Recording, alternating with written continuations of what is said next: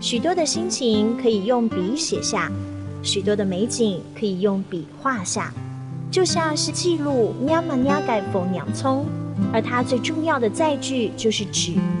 不论薄如蝉翼，亦或是粗如布衫，只是属共左给吉的特性，随着笔墨被电子化大量取代，已经少见。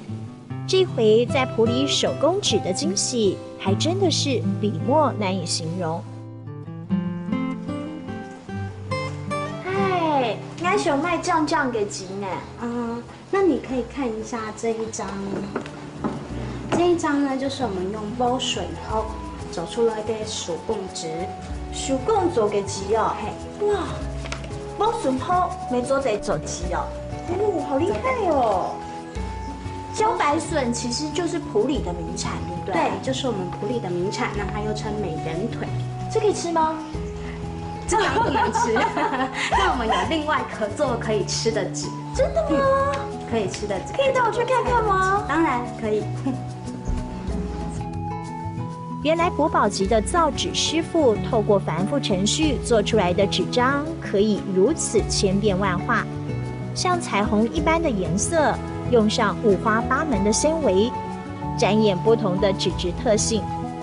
运行飞草所要的流畅，画栏接竹所要的晕染，在这儿都能得到回应。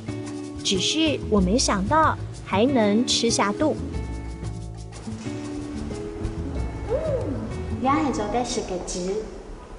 哇，这样做给洗啊？做的。就这样直接？对。直接。像这个是紫苏口味的。紫苏，我最爱了。它吃起来的口感会有点像海苔，就是纸的感觉，还蛮妙的。这口感还真不像是吃草，有种养生的滋味在舌尖上不断扩散。包括这吃纸的经验，人生里很多时刻得要透过文字记录或是抒发，这时一张纸承载的重量也就千百万倍了。有时随手可得的便捷，让人们忽略许多时间慢慢酝酿的美感。一如属共做给吉，纤维的不规则，让每一笔都是独一无二。